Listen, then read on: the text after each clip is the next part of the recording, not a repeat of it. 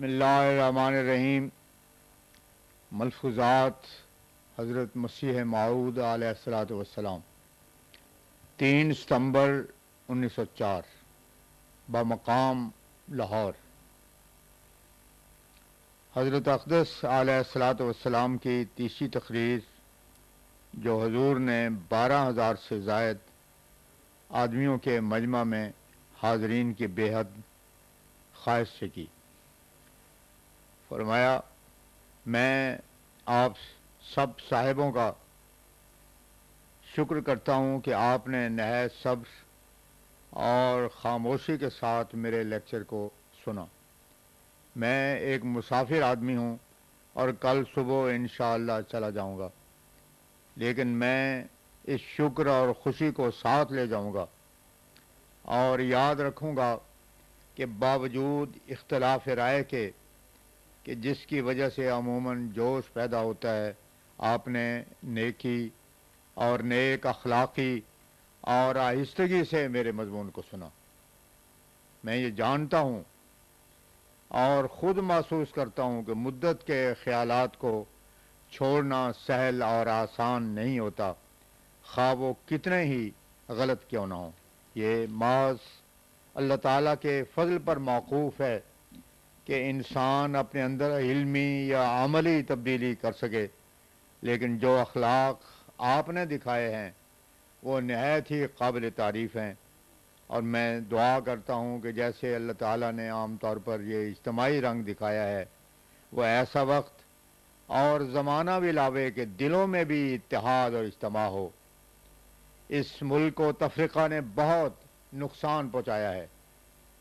ایک زمانہ تھا کہ اس ملک کے ہندوؤں اور مسلمانوں میں بہت بڑا اتحاد اور اتفاق تھا، اور باوجود اختلاف مذاہب بھی ان میں قابل قدر میل ملاپ تھا، مگر اس زمانے میں فرق آ گیا اور خدا کرے کہ یہ دور ہو جائے۔ یاد رکھو کہ یہ تنگ دلی اور تنگ ظرفی کا نشان ہے کہ انسان اختلاف شریعت و مذہب کی وجہ سے اخلاق کو بھی چھوڑ دے۔ اختلاف رائے اور چیز ہے اور اخلاق اور۔ یہ انسانی اخلاق کی خوبی اور کمال ہے کہ باوجود اختلاف رائے کے اخلاقی کمزوری نہ دکھائے۔ آج کے جلسے نے مجھے ایک تازہ امید دلائی ہے کہ اگر اللہ تعالیٰ اپنا فضل کرے تو یہ میل جول ترقی کرے گا۔ میں خوب جانتا ہوں کہ جب تک طبیعت میں یہ استعداد نہیں ہوتی کہ کوئی شخص صبر اور خوش خلقی سے ایک مخالف رائے کو سن سکے، وہ ایسی رائے کو سن کر چپ نہیں رہ سکتا۔ اسی لیے یہ خاموشی اور صبر مجھے امید دلاتا ہے کہ اچھے نتیجے پیدا ہوں گے۔ یہ بھی خوبی کی بات ہے کہ جب مخالف رائے کو سنیں تو فوراً جواب دینے کو تیار نہ ہو جائے، کیونکہ یہ تو محض ہار جیت کی خواہش ہوگی، لیکن اس رائے کے صحیح نتیجے پر پہنچنے کے لیے اس پر صبر سے فکر کرنا چاہیے۔ اس سے علم و حکمت پیدا ہوتی ہے، اور علم و حکمت ایسا خزانہ ہے جو تمام دولتوں سے اشرف ہے۔ دنیا کی تمام دولتوں کو فنا ہے، لیکن علم و حکمت کو فنا نہیں ہے۔ پس جو جلدی نہیں کرتا بلکہ فکر کرتا اور اللہ تعالیٰ سے دعا کرتا ہے کہ اے اللہ، اگر میں غلطی پر ہوں تو مجھے بصیرت اور معرفت عطا کر، وہ اس حکمت کے خزانے کو محفوظ رکھتا ہے۔ پس میں چاہتا ہوں کہ آپ صاحبان اس خزانے کے حاصل کرنے اور محفوظ رکھنے کی کوشش کریں۔ میں آپ صاحبوں کی خدمت میں ادب اور عز اور تواضع سے عرض کرتا ہوں کہ یہ جو کچھ سنایا گیا ہے آپ اس پر توجہ کریں تاکہ میری محنت ضائع نہ ہو۔ جو کچھ میری قلم سے نکلا ہے اور میرے دوست مولوی عبدالکریم صاحب نے پڑھا ہے، میں اللہ تعالیٰ کی قسم کھا کر کہتا ہوں کہ کسی کے دل آزاری یا استخفاف مذہب کے نیت سے نہیں لکھا، بلکہ خدا گواہ ہے، اور اس سے بہتر کون گواہ ہو سکتا ہے کہ میں نے سچے دل سے لکھا ہے اور بنی نوع انسان کی ہمدردی کے لیے لکھا ہے۔ اور میں جانتا ہوں کہ سخن کس دل بروں آیت نشیند لاجرم بر دل، کیونکہ فرصت بہت کم ہے، ممکن ہے کہ بعض نے نہ سنا ہو، اس لیے ہم نے چھپوا دیا ہے اور بشرطِ گنجائش مل سکتا ہے۔ پس اس کو پڑھ کر توجہ کریں اور مذہبی مخالفت کو عام مخالفت کا ذریعہ نہ بنائیں۔ مذہب تو اس لیے ہوتا ہے کہ اخلاق وسیع ہوں۔ جیسے خدا تعالیٰ کے اخلاق وسیع ہیں، کوئی ہزاروں گالیاں اسے دے وہ اس پر پتھر نہیں برسا دیتا۔ بس اسی طرح حقیقی مذہب والا تنگ ظرف نہیں ہو سکتا۔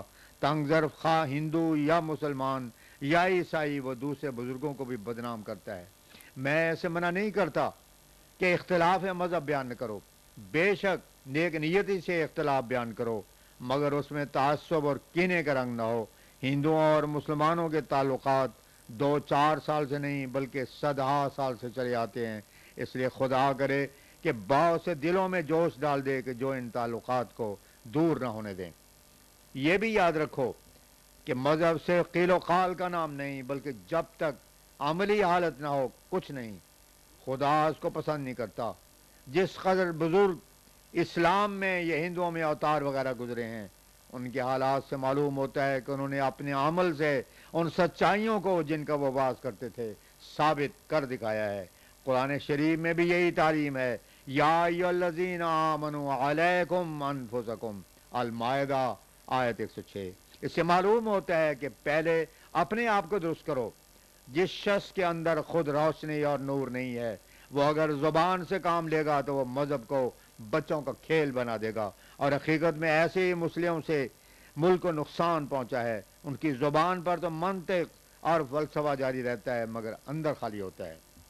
خدا تعالیٰ جانتا ہے کہ میں نہایت خیر خواہی سے کہہ رہا ہوں، خواہ کوئی میری باتوں کو نیک ظنی سے سنے یا بد ظنی سے، مگر میں کہوں گا کہ جو شخص مصلح بننا چاہتا ہے اسے چاہیے کہ پہلے خود روشن ہو اور اپنی اصلاح کرے۔ دیکھو یہ سورج جو روشن ہے پہلے اس نے خود روشنی حاصل کی ہے۔ میں یقیناً سمجھتا ہوں کہ ہر ایک قوم کے معلم نے یہی تعلیم دی ہے، لیکن اب دوسرے پر لاٹھی مارنا آسان ہے لیکن اپنی قربانی دینا مشکل ہو گیا ہے۔ پر جو چاہتا ہے کہ قوم کی اصلاح کرے اور خیر خواہی کرے وہ اس کو اپنی اصلاح سے شروع کرے۔ قدیم زمانے کے رشی اور اوتار جنگلوں اور بنوں میں جا کر اپنی اصلاح کیوں کرتے تھے؟ وہ آج کل کے لیکچراروں کی طرح زبان نہ کھولتے تھے جب تک خود عمل نہ کر لیتے تھے۔ یہی خدا تعالیٰ کے قرب اور محبت کی راہ ہے۔ جو شخص دل میں کچھ نہیں رکھتا اس کا بیان کرنا پر نالے کے پانی کی طرح ہے جو جھگڑے پیدا کرتا ہے، اور جو نور معرفت اور عمل سے بھر کر بولتا ہے وہ بارش کی طرح ہے جو رحمت سمجھی جاتی ہے۔ اس وقت میری نصیحت یاد رکھیں، آج کے بعد آپ مجھے یہاں نہ دیکھیں گے، اور میں نہیں جانتا کہ پھر موقع ہو یا نہ ہو، لیکن ان تفریقوں کو مٹانے کی کوشش کرو۔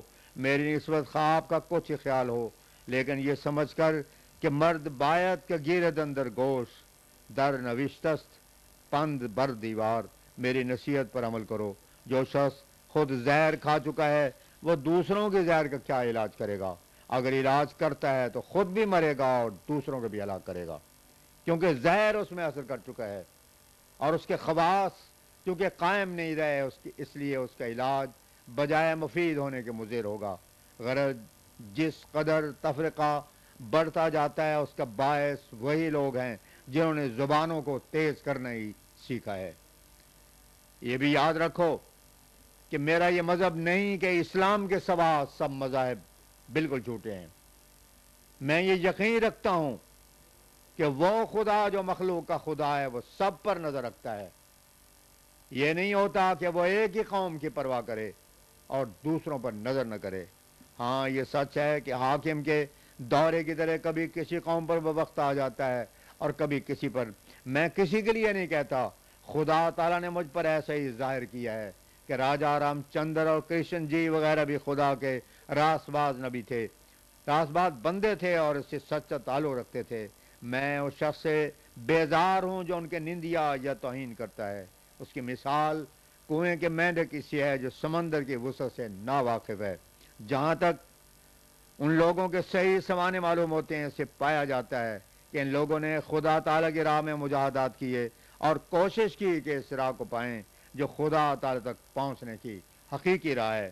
پس جس شخص کا یہ مذہب ہو کہ وہ راست باز نہ تھے وہ قرآن شریف کے خلاف کہتا ہے، کیونکہ اس میں فرمایا ہے وَمِنْ أُمَّةٍ إِلَّا خَلَا فِيهَا نَذِيرٌ، سورہ فاطر آیت 25۔ یعنی کوئی قوم اور امت ایسے نہیں گزری جس میں کوئی نذیر نہ آیا ہو۔ میں بابا نانک صاحب کو بھی خدا پرست سمجھتا ہوں، اور کبھی پسند نہیں کرتا کہ ان کو برا کہا جائے۔ میں ان کو ان لوگوں میں سے سمجھتا ہوں جن کے دل میں خدا تعالیٰ اپنی محبت آپ بٹھا دیتا ہے۔ بس ان لوگوں کی پیروی کرو اور دل کو روشن کرو، پھر دوسروں کی اصلاح کے لیے زبان کھولو۔ اس ملک کی شائستگی اور خوش قسمتی کا زمانہ تب آئے گا جب نری زبان نہ ہوگی بلکہ دل پر دار و مدار ہوگا۔ بس اپنے تعلقات خدا تعالیٰ سے زیادہ کرو، یہی تعلیم سب نبیوں نے دی ہے اور یہی میری نصیحت ہے اگر درخانہ قصص حرف بصر۔